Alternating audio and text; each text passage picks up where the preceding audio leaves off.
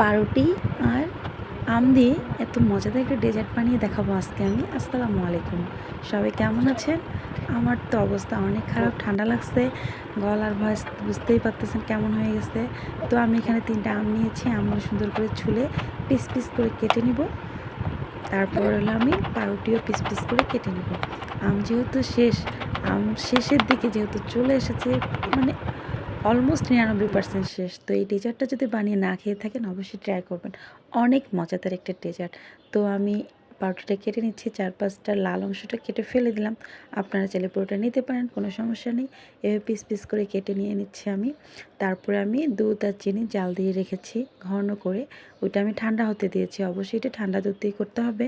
তো দুধ আর চিনি আমি জাল দিয়ে রেখেছি ঠান্ডা হওয়ার জন্য। তো এই যে দেখেন আমার দুধ আর চিনি জাল দিয়ে ঠান্ডা করে নিয়েছি, ঘন করে নিয়েছি। তো এটা আমি একটা কাচের পাত্রে নিলাম। এখানে আমি কিছু পাউডার দুধ মিক্সড করব। পাউডার দুধটা দিলে খেতে অনেক বেশি মজা লাগবে। তো পাউডার দুধটা মিক্সড করার পরে আমি এটা সুন্দর করে নেড়ে চেড়ে নিচ্ছি। নেওয়ার পরে আমি এখানে পাউরুটির পিসগুলো দিয়ে দেবো।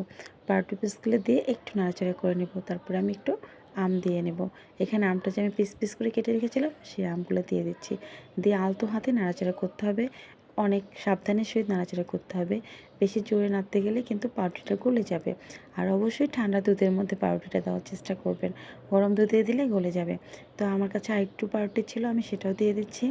আর বাকি আমটুকু আমি দিয়ে দেবো, দিয়ে সুন্দর করে নাড়াচাড়া করে নেব। এই ডেজার্টটা ঠান্ডা ঠান্ডা পরিবেশন করলে কী যে মজাদার, মুখে দেওয়ার সাথেই মিলিয়ে যাবে। এত মজাদার এমনি একটা ডেজার্ট। যদি এই ডেজার্টটা না খেয়ে থাকেন অবশ্যই ট্রাই করবেন।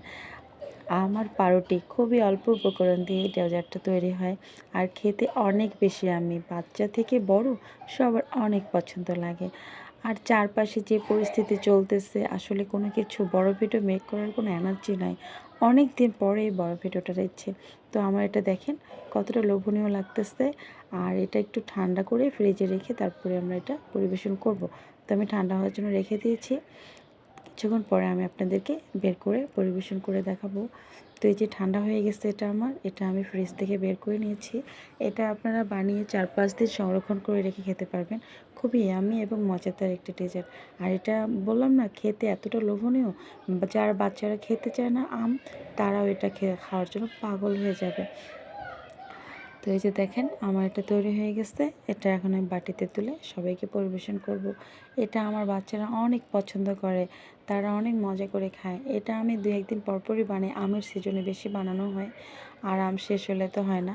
তো এই যে দেখেন আমি উঠিয়ে নিলাম, কতটা লোভনীয় লাগতেছে। তো আজকে এই পর্যন্তই। ভালো থাকবেন সবাই, সুস্থ থাকবেন। আসসালামু আলাইকুম, আল্লাহ হাফিজ।